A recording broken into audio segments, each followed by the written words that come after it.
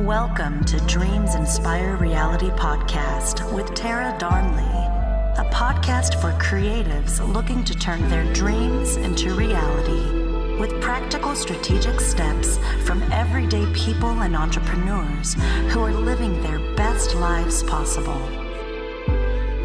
And now let's welcome today's guest, Amber Wright, who is a base communication expert, speaker, and public speaking coach. Her specialty lies in helping entrepreneurs find their voice on stage, online, and on paper. Once described as a teacher with many classrooms, her effervescent personality and inspiring nature makes her a favorite among everyone.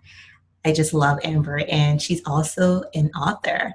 And she's the author of her debut book, Can We Talk? 10 Life Lessons on Finding Your Voice and Finding Yourself.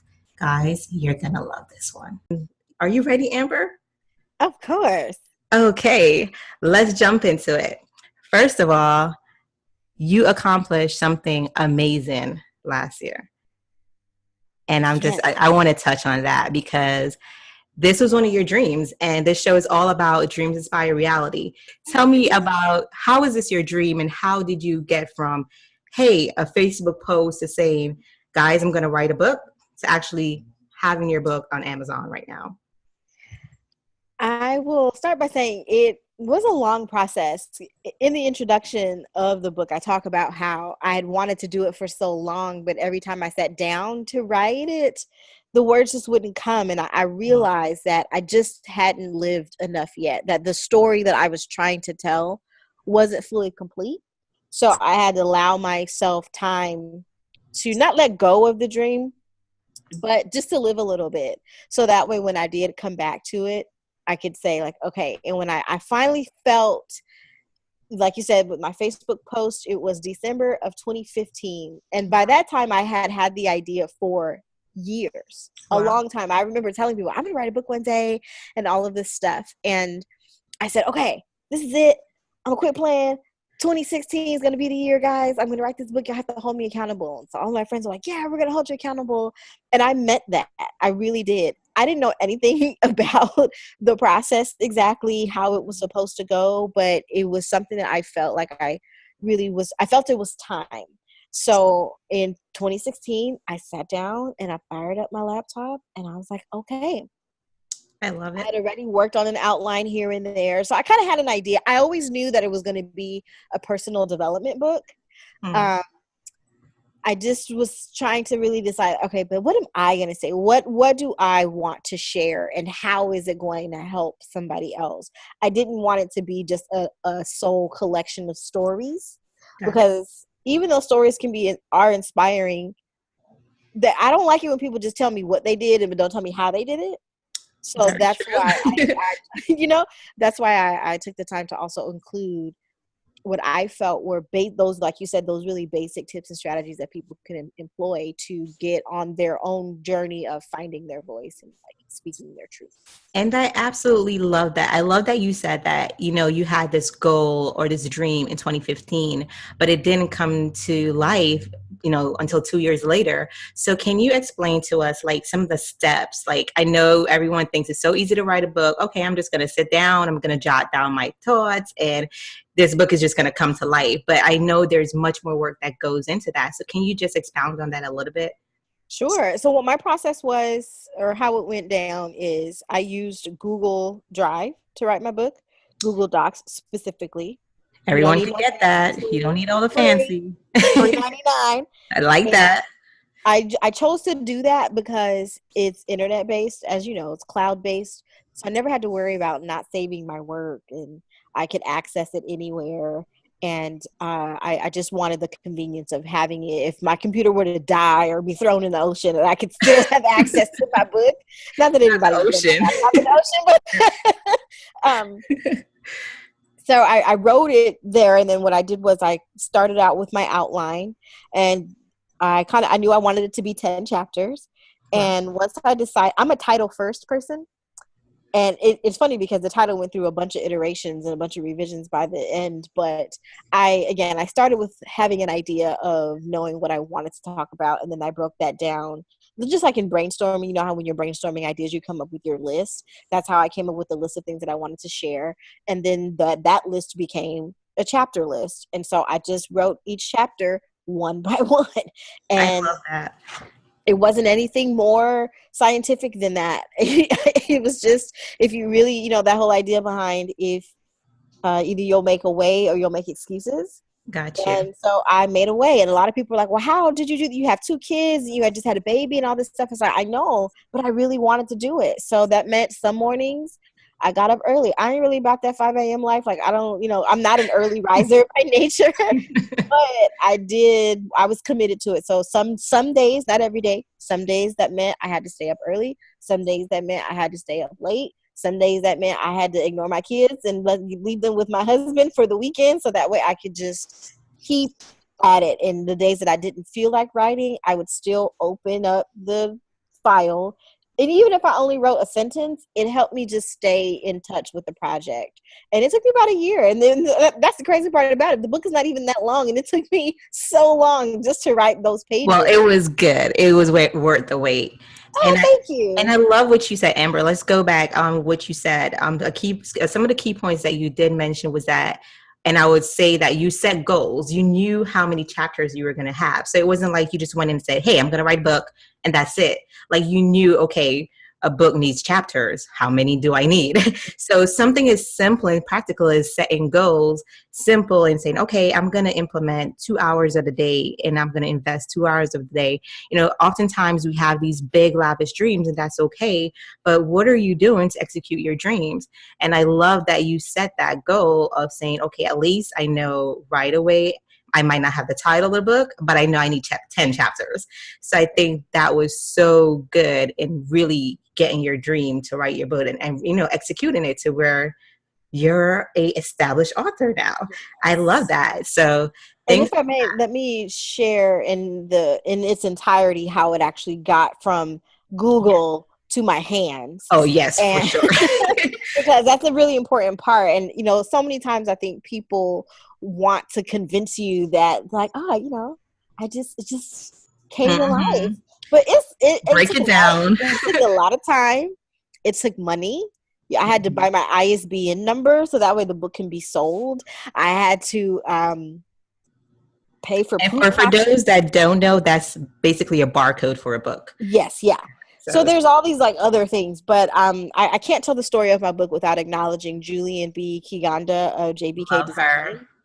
One, like you were saying a second ago, when you commit to your dream and when you commit to your goals, I think that's when you start to see more doors open up for you. But when you're so caught up in the how that you avoid the do, then all of the provisions that were already made for you almost evaporate because you didn't take the chance to say, well, let me at least try. So in me doing that, as I was on Periscope one day, I was live streaming, and Julian, you know, the story's real in-depth and convoluted, but she basically was like, I want to help you. So she came on board to help me to write the book without even knowing that I was actively writing a book. We got on the phone, and she's like, when's your book going to be done? I was like, how'd you know I was writing a book? She's like, I didn't. But just because you said that you did, I know that this is the conversation that we're supposed to be having. So she came on, she designed the cover, she formatted the inside.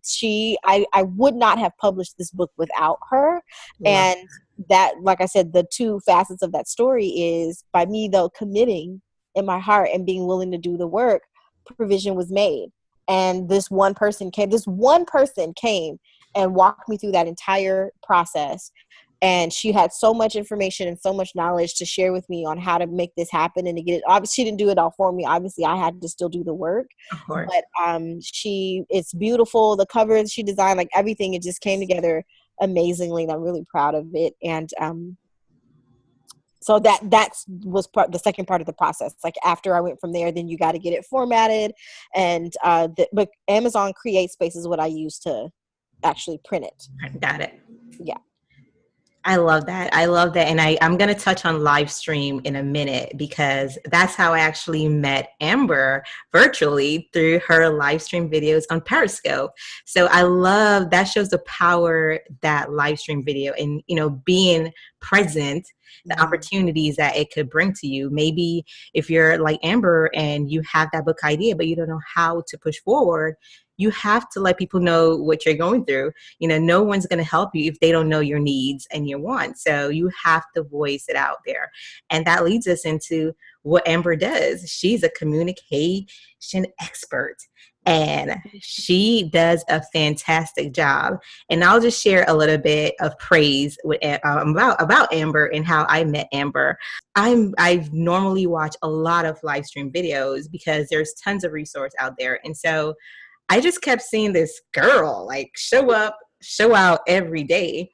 And what made me love her was she was a mom and she showed up regular. She wasn't like, glitz and glam every day. And she looked like me. She looked like how I was sitting at home watching her, right? She had no makeup on. She had on a t-shirt. Sometimes she even had her beautiful baby girl there with her. And I was just like, I have no excuse. And so she came on every day. She was consistent in her message. And I just watched her for honestly a couple of months. Not intentionally at first, but she was just always there. So I saw her. And then we were in a few Facebook groups, and everyone was just tagging. Anytime someone would ask about, hey, who writes bios? And this name kept coming up, Amber.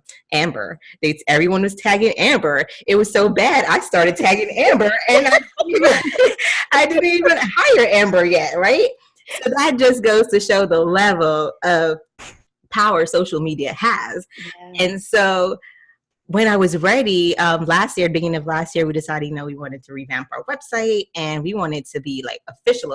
And so we need to have an official bio. And so I was like, I'm ready to hire Amber. I'm going to reach out to her. And I did. And I remember sharing with you, Amber, that, hey, you know why I hired you? This is why I hired you. I saw you live every day. And she was like, really? Yeah. And I think at that point she had stopped going live. And she even said, I haven't been going live in a while, but you just inspired me to get on right now and go live again, because I'm probably missing out some more coins. And so I hired Amber then, and I've worked with tons of service-based business guys, and I'll be honest, we're very hard customers. If we're not like you, you probably have to go back a few times and revise for us. But when Amber did it, I sent her email like right away. Like, I love it. There's nothing to change. I love it. Like, you captured everything about us. I loved it instantly. And so, Amber, can you just expound on that? Like, how did that feel? Like, just having everyone on the net just tagging you all day. And I know you even mentioned that it got so overbearing that you had to like, okay, pause. Yeah. This is becoming too much. Like, how did you become the expert in creating bios for everyone? Well, okay. So it's a lot to say. So to answer your first question though, about how I felt about it, I knew that, okay, this is my time to be the flavor of the month. Like, I just knew that this was my moment and I needed to seize it. And I also knew that it was temporary. So I was prepared to ride the wave. And what to give everybody context, what we're talking about, there's a popular group on Facebook that we're both members of called Brand Build Sell with Arsha Jones. Yes. And Arsha is a client of mine. And how the whole thing started, so your audience, I'm going to give them all the juiciness. So give them the juice. How everything started was I had done some work with Arsha before, and I had written a bio for her. And she had applied for a retreat that was really popular, hosted by Myleik Teal. And so many women were talking in the group about how they also had applied to go to the retreat, but couldn't complete the application because they didn't have a bio. And wow. Arsha was like, oh, well, I didn't have that problem because Amber wrote mine. So she was the first person to tag me in her group. And then a few people were like, we didn't even know that you did that. Because at the time, I didn't offer bio writing as a service. Wow. And I said, well, I just do it with my friends, kind of quietly or what have you. And then people started to inquire. And I said, okay, well, all right, maybe I should listen to my business and pay attention to where I'm most needed right now. I've been a coach for 5 years. And so I had been coaching people all that time on how to be better communicators and public speakers and such. And I did a little bit of writing on the side, but it was something that I never really like pushed. Yeah. But Arsha pushed me out. She pushed me out there. And then I was really happy with how everything went, because it's like, wow, people feel like my work is referral worthy. And that's important to me, because the internet has us all confused in thinking that this is the only way that we can make money as business owners, and it's not. There's say that one more time. You know, there's a woman that I follow named Alexandra Franzen, and she's a really popular writer. She don't have nary a Facebook page. She does not do social media at all. She mainly focuses on email marketing. But she said, the internet's only been around for like 30 years. Yes. But people act like that's the only way to make money. And, and how people make money before was they did good work. And that's something that is really important to me. I like to deliver a really quality result with my coaching and my writing clients. And when you do that, and when you are a pleasure to work with, people will refer you. I feel like it's nothing more complicated than that. And that's what ended up happening. So more people were like, well, she did mine, and then she did this, and then she did that. And so it kind of just took off from there. And, I did get a little burnt out towards the end of the year, because it was just like, I didn't have to take out an ad or anything to promote my services. Like, did y'all hear that? She ain't had to do no ad. That was just organic referrals, because she was good at what she did. Like, she was naturally good at what she did. I just want you guys to take a minute, pause on that one, take a note. Yeah. Okay, go ahead, Amber. And then one thing I appreciate about working with you was that I know how, the Yummy Mitt was really birthed from your heart, literally. Yeah. And I don't take it lightly when people ask me to help them talk about their heart in that way, talk about things that are really important to them. And so when you said, yeah, I had been watching you, and I just really like you as a person. And we hear a lot in business about the know, like, and trust factor. Yes. But you prove that to be true in me, in my business. And so that just really touched me, because I know that you and your husband are really serious, as you should be, about your business and about who you work with. And then I remember you telling me, yeah, I had worked with a few people, and I just was really disappointed. And I think you were almost a little leery, but it's like, well, let me give this girl a try, because I've heard so many great things about her, and I've seen her in action. And so I'm always flattered when anybody wants to work with me, but when they trust me to help them tell their brand story, it's amazing. And you are natural. Like I keep saying it over and over, but she literally is very natural at what she does. And since we're talking about bios for a quick, we all need a bio. So guys, if you're just starting out, at least have a bio. But Amber, can you just touch real quickly? Because I've seen, going back when you did our bio, one thing I love that you offered was a short bio and a long bio. And I was like, girl, I'm going to take both. Like, give me what you got. I'm not going to cut any corners and try to figure out how to do the short one myself. So I was like, just give me what you got. And guys, I needed that short bio more than ever last year, because I was pitching so much and I needed that short bio. No one wants to see a 1 or 2 page essay of who you are. You need to tell us who you are in about probably 6, would you say 6 sentences or less?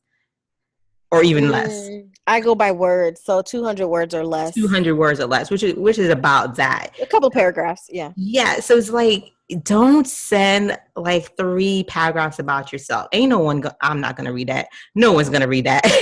So Amber, can you just touch on that? Like, what should be in our bio? How long should it be? At the very, because a lot of people say, oh, I'm just not good at writing. And I always tell people, well, then say out loud, get your cell phone. And if someone were to ask you, who are you? What do you do? Talk it out and then write that down. It's not much more complicated than that. You don't have to always, at least when you're starting out and, funds are limited, you don't always have to look for the eloquence and for all this stuff. Just use what you got to get what you need. And so that's my first tip, is just, you should, even if you're not an excellent writer, you should be able to tell people who you are, what you do, how you do it, who you do it for, and where they can find you. I love that. So you're just literally, guys, telling people your story. And Amber is really big on teaching us how to tell people our story. And for those, Amber, who are self-proclaimed introverts, or they just don't like, telling, I know I don't like talking about myself. So how do we go around that? Like, speaking boastfully about ourselves, because it's okay. And I think that's one thing, especially women, struggle with, is just Yes. talking positively about yourself. Like, listen, I am good at what I do. And Amber is like, she tells you all the time, I'm good at what I do. And to Absolutely. to the point that we believe her. So for people like me, that are out there, how do we convey that without being what people will portray as, well, you're conceited, or, you're just, self-righteous, or like, how do we go about that? Not worrying about what people think. I love it. Simple. I mean, that's it, because, well, and I don't want to forget. So let me back up a little bit about the bio. You also know so the length, like we were saying, should be the real long ones. It looks like a politician. Nobody's really going to read that. Most times it's when people are booking, if you're being asked to be interviewed on a podcast or anywhere. So if they say, oh, we want you to speak at this event and we need your bio, they don't want a 500-word thing. 200 words is enough. So kind of shoot for like around there. And if you're able to incorporate those 5 things into 200 words, you should be good. So I just wanted to make sure that I fully answered your question there. Yes. And then about talking up yourself, I feel like we just get away from the reality and from the truth that if you don't believe you're good, then nobody else is going to believe it. Sure. So as long as you know that you have the evidence to back up what you're talking about, what did Beyonce say? I talk like this because I can back it up. Then you can say like, yeah, I'm really good at what I do. If I want you to believe that, but I don't believe it, and I'm acting all shy and super humble because I don't want you to think I'm full of myself, then you're going to go to the next person who is confident in their skills and their abilities. Because when it comes down to it, people want to know, can you help me? And my answer should be yes. And if I don't feel like I can, and then what that does too is that empowers you, because I get people who ask me for help all the time, and sometimes I'm like, that's not in my wheelhouse. I'm not able to do that for you. I love and it. then I think that they respect me more for that, because I only want to do the work that I was put on this earth to do. And I'm very clear about what that is. And so don't be afraid and don't worry so much. And I think when you're in your head about it, like, oh, well, are they going to say, or are they going to think, do they think I'm all that? Well, then they should. So true. So true. And I'm going to touch back a little bit about what you actually do now, because we want to be clear on that. We don't want everybody hitching you up for bios and turning them away. So Amber is a communication expert and coach, and she does it amazingly. And so my question to you, Amber, is, with everybody and their mama being a coach, how do you distinguish yourself, your gifts, your talents, and your ability to really get the right customers and, showing your work? Because there's so many people for us to choose from now. And I've often heard people say they've gotten burnt. But, how do we pick the right coaches in whatever we're trying to, whatever goals we're trying to accomplish? And by the way, Amber has degrees to back up her titles. So just tell us about that, Amber. Like, share some more about that. It's actually a really great point that you bring up, because when I first started, I actually was going to be a life coach. Wow. But I did not have a certification for that. And even though there's no real governing body for life coaching other than the International Coaching Federation, I just was like, I didn't know what program I should enroll in, and how did I know, and this and that. And so I had a conversation with myself, and I'm like, but Amber, you really love communication as it stands. You have 2 degrees in communication studies. You have put in a lot of time and effort. So put a little bit more mileage on the degree money. Have. And money. Don't forget the money. Right. Exactly. And so I said, why don't you just stand on the legs that you already have? And I feel like so many people they want to do what's trendy, and they just kind of want to be a part of the fray. And then that's when everybody ends up looking the same, because they don't take the time to think about what they can do differently. And when I started looking into becoming a public speaking coach or communication coach, I just realized there weren't a ton of people out there that looked like me. There weren't a ton of people out there who understood the business that I was in, the industry with blogging and social media and digital influencers. Those folks didn't have someone to go to like me, but they were getting opportunities where they needed to be in front of people, and then they felt unprepared. So I understood the business. I had the skill set and the experience. I also was a college professor. I taught courses in public speaking for almost 10 years. So I'm like, summating all of that is what helped me to kind of decipher, like, okay, I'm here to help people find their voice and tell their story. And I still only do that. I'm not trying to teach you how to sew a shirt. I don't even know how to sew, but I was just focused on one thing, and I want to be really good at this one thing. And that iteration will evolve.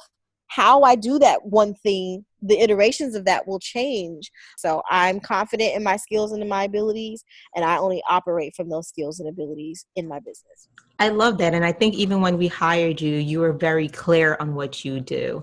And I love when people are clear on what their offerings are, and they don't sell us on a big, dream that they can't fulfill. Like, I do this, I do that. Mm-hmm. And when it comes to it, you ain't do nothing. So I hate that. And I went through that a lot last year, and we'll touch on that too, on how to like communicate with those type of people. But I love that, like you said, you have a degree, you have experience, you work for 10 years doing this. So it's not like you just woke up and you're like, hey, I'm gonna just do this and hustle and make some money up for some people.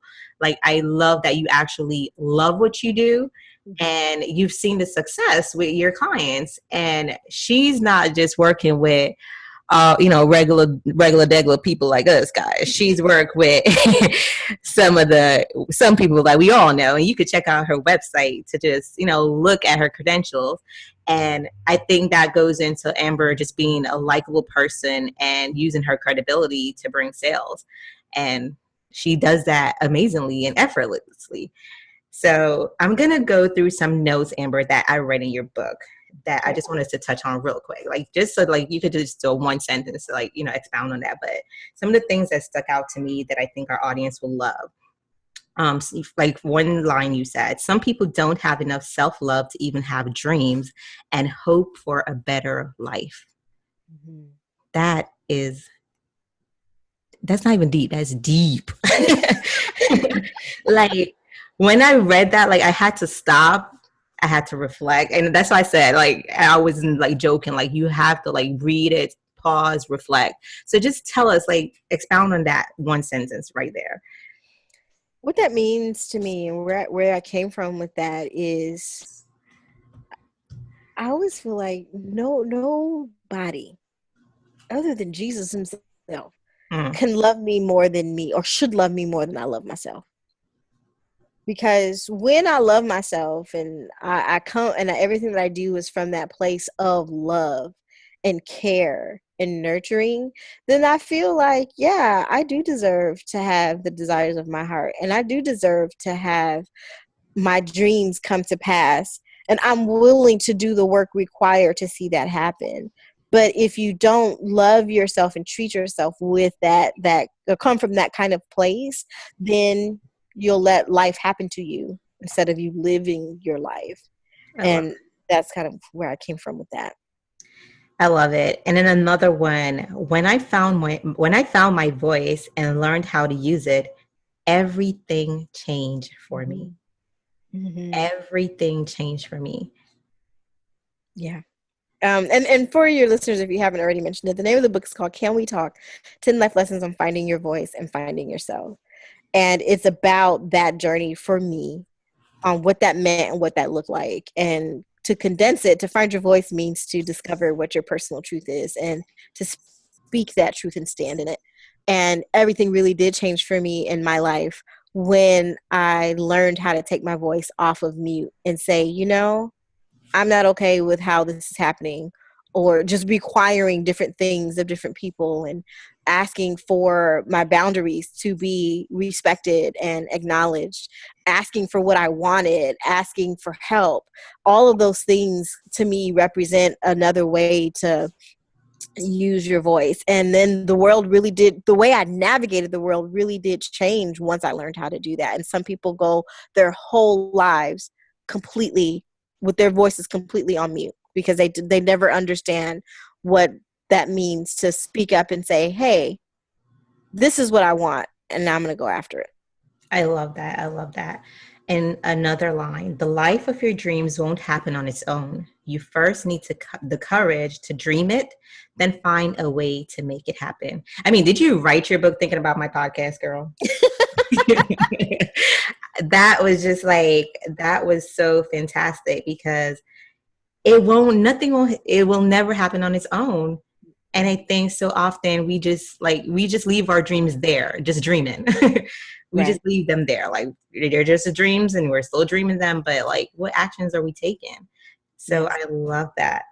I love that. There's that idea that dreams without deadlines are just a wish. So you're not even really dreaming. You're just wishing. Oh, I wish I find my husband. I wish I can go on that trip. I wish I can get that job. And you know, while you sitting on the couch watching Netflix, you ain't going nowhere. So your husband just gonna be popping in Netflix finding you, right? Yeah. And some people don't even desire that, you know, but it's just kind of like we just wait and wish and wait and wish. And the difference is the work. You got to do the work. I love that. I love that. And another line, know how to end things without burning bridges. Mm-hmm. Know how to end things. I really want to like just really quick go into this because I think I've struggled with that, especially last year, you know, just working with professionals and they didn't deliver and they did not end the relationship well. They just disappeared. So how do creatives and entrepreneurs, how do you know how to end things without burning bridges? How should we be ending relationship, whether it's with our coach? If you have a coach and you're like, okay, this is not working, I want to end things. If a customer, could be a customer, hey, you're not my ideal customer right now. We just need to end things. Like, how do we communicate that in a good way without burning any bridge? It takes time and practice, I will say that. And it takes a little bit of finessing. And it also takes the understanding that some of it is contextual. Sometimes it's just impossible to close a door without there being a little fire, just because of how certain things may go or whatever the case. And this is one of those times where I do want you to think a little bit about what people think about you or what they say about you, even though you can't control it. But it's saying, okay, if what I'm about to say, will this damage my reputation? Will this damage my business? Will it keep me from losing business in the future? And I just in a really simple way, I think that sometimes people don't take enough time to think about what they are saying. Yes. And I used to tell my students when I was teaching, when I would teach interpersonal communication, we would talk about texting and dating, for example. I would say, be mindful of what you send in text messages. And I call it the billboard technique. Think about the fact that, or think about this idea. If this text message that I'm about to send, would I be okay if it was published on a billboard on the freeway? Got it. And if the answer to that is no, like, oh, I wouldn't want anybody to read that or know that about me or know that I said this or whatever, then don't send it. So in the same way, if you have entered into a working relationship that has gone sour, there's nothing wrong with saying, I'm not happy with the outcome here. So I am choosing to close the door or to terminate our services. Thank you for the work you've done this far. I wish you the best. And just leave it at that. I love that. I love that because too often you see on social media screenshots. Like these screenshots are no joke. So your words could travel all over the world in seconds. Miles and miles. So yeah, I really believe that's a key factor in how we communicate to the people we work with, to our customers, to anyone. Just, treat people with respect, period. That's it. People with respect. Bottom line. I love that. And Amber actually has a podcast as well. And it's called Words Well Said. And I love it. I love it. It's just so calm and relaxing to listen to you, girl. Like, if you're having a bad day, go listen to Words Well Said. And while you're listening, she's getting you all the way together. She has amazing tips, for you guys. So make sure you subscribe as well to Amber's podcast, Words Well Said. And I feel like I just need to Tara every day. Just if I'm feeling low, I just need to call you and be like, do you love me? You know what? And you know what? I'll go back to something, our very first conversation. And I know our very first conversation, I think we talked like for like half an hour or over the time that we were supposed to talk. But one of the things, Amber, I asked, I said, how are you doing? And she said, not so good today. Mm-hmm. And you said to me, it's important. One of the things I'm trying to incorporate in my day-to-day life is when someone asks me, how am I'm going to be honest and tell them how I'm really feeling. And that has stuck with me. Yeah. Like, has stuck with me. I may do it with my husband too much. Like, I'm not feeling good, or I just show it. But I think that's something I don't do as well. I don't communicate how I feel. I just shut down. And so thank you for imparting that on me without even knowing it. So I try to be, even if I'm not feeling good, I try to be that positive, light for anyone who I'm talking to. Yeah. So, and I think we should all do that in business. And I do that a lot in my business. If a customer comes and they're just completely like upset, because I'm so nice in my response and friendly and calm, it transcends the entire conversation and experience for that person. Yeah. And so I think we can all take that, and apply it to every aspect of our life. And so how would you say, go back, something that you mentioned in your book, you said you had an issue in trusting your intuition. Mm-hmm. And we all know women are big. We are big. I'm very big on intuition. I always trust my intuition. Yeah. And you said it took you a while to learn how to trust your intuition. So I want to ask, how did you gain the confidence, to start, listening to your intuition, and not only that, but start depending on yourself and not others? Because that's something you talked about a lot in your book. And I just want to put touch on that. And just give your listeners a little bit of context. So, I just used to be one of those people that was really indecisive. I didn't know how to think for myself. And I wasn't taught to trust my own judgment. I had to trust other people's judgments and decisions for me.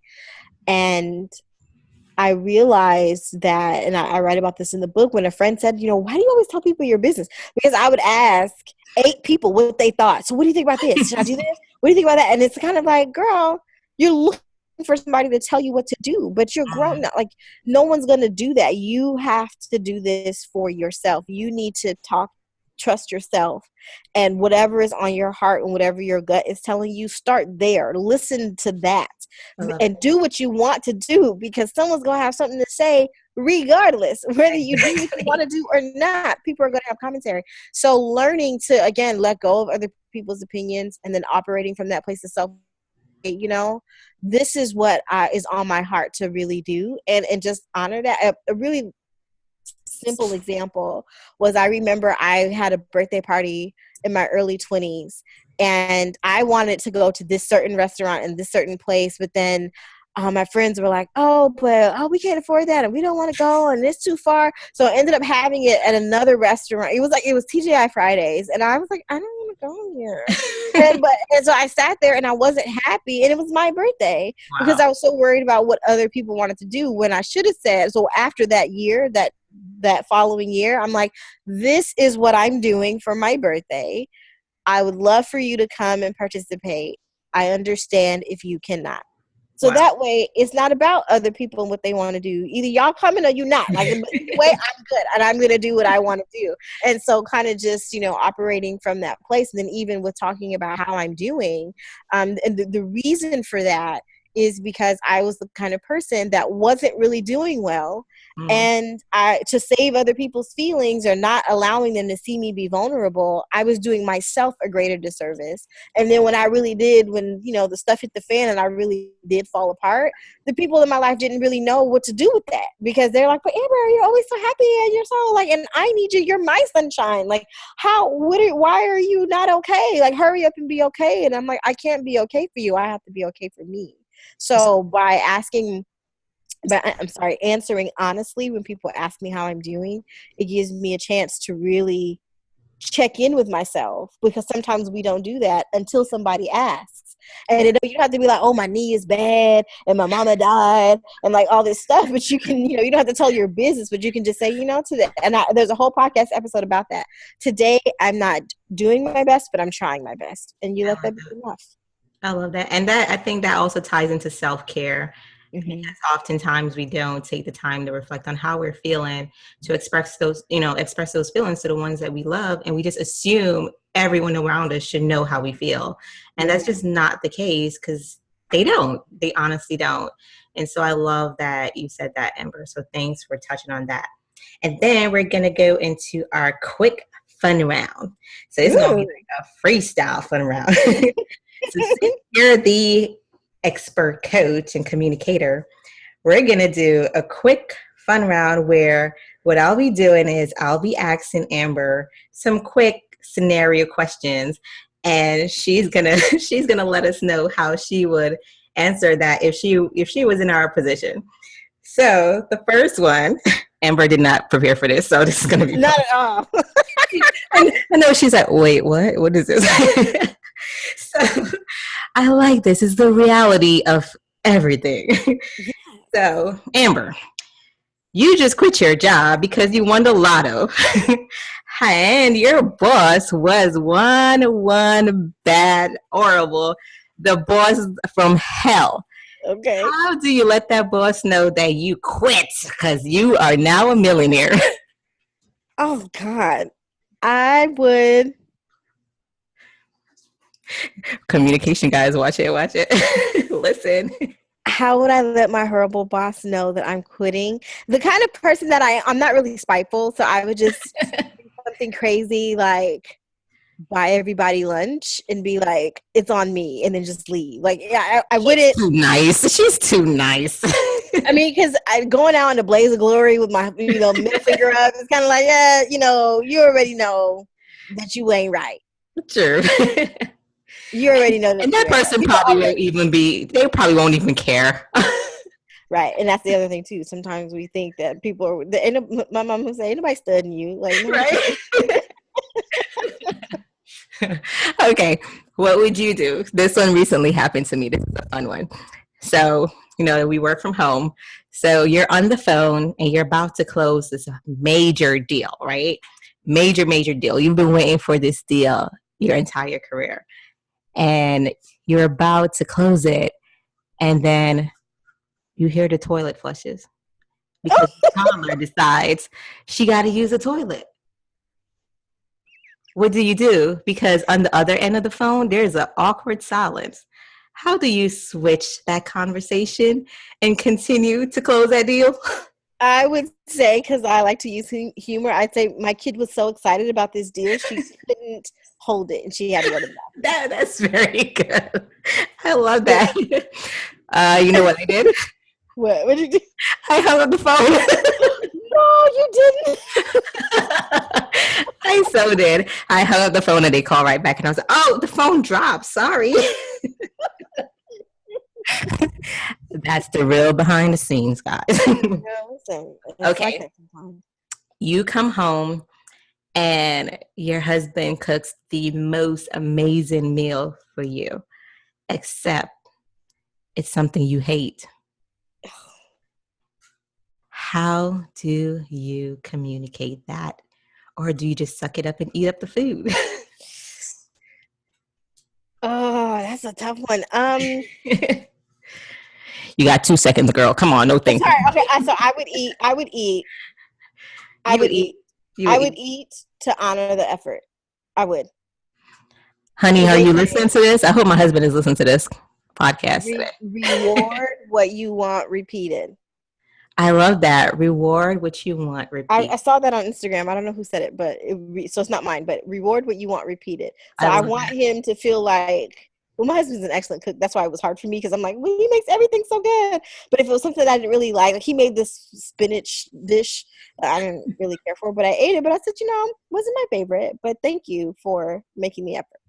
I love that. And the last scenario, you are great friends with someone, another fellow entrepreneur on Facebook, wherever, and you guys have an issue, and this person blasts you on Facebook publicly. You guys have the same friends. What do you do? Do you respond or not? I probably would. Maybe not on that thread exactly, but if enough people are like, Amber, did you see this? I would, if I felt compelled to say something, I would. But if not, I wouldn't either, because like we talked about earlier, my reputation is strong enough. And if people come talk a mess about me, the people who really know me know that it's not true. I And love sometimes that. you just have to stand in that truth and knowing, like, I'm not going to even stoop to that level, because everybody knows I'm legit and you're wilding out and I don't care. Perfectly said by Amber. The words well said. That was amazing. And I'm just going to end with the main lesson from your book, which is no matter what you do in this life, someone will have an opinion on it. So do what makes you happy. It's the best way to live with no regrets. So guys, inspire to be the best. Dream up. But at the end of the day, your success is defined by you, and only you can define your success. Amber, it was my honor and my pleasure to have you on. And we'll catch up later, girl. Yes, thank you so And much just, for having me. I enjoyed this. before we go, can you just tell them where to find you, where to stalk you? Because I'm sure everybody's going to still hit you up for a bio. And Right. it's going to be like, Tara. Absolutely. Well, Where I'm do they all over find the you? internet at Talk to Amber. I'm on the book, the bird, and the gram at Talk to Amber. Then my website is talktoamber.com, and I have a very thorough services page. So that way people can see, like, oh, she doesn't just do bios, and I still do, but I take a limited number of clients every month. But yes, come talk to me, come say hi, let me know that Tara sent you, and it'll be awesome. And you actually have a book tour going on right now, correct? Kinda. I don't call it a tour because I don't have my dates set for the rest of the year. But I just did Can We Talk Book Chat and Mixer in Atlanta that was sold out, and I'm gearing up to do another one in Los Angeles, which is where I live, at the end of February. And I'm hoping to make it to New York later on. What? New York, DC, and Charlotte are the 3 other cities that are on my list. So I love stay it. tuned. I love it. So if you guys are in LA, make sure you follow Amber and go out and support. You will thoroughly enjoy her and everyone that, she surrounds herself with. So go out, connect, and, talk it up with Amber. Amber, it was my pleasure. Have an awesome, fantastic day. Thank you. Dreams inspire reality. Turn your dreams into reality. Hey guys, thanks for listening to the Dreams Inspire Reality podcast. I hope you receive some practical steps and tips you can begin implementing and executing today. If you like this show, do me a favor and subscribe, rate, and review on iTunes. You can find us online at dreamsinspirereality.com and also across all social media platforms at Dreams Inspire Reality. Let us know how you enjoyed this episode. Until next time, dream big and execute hard.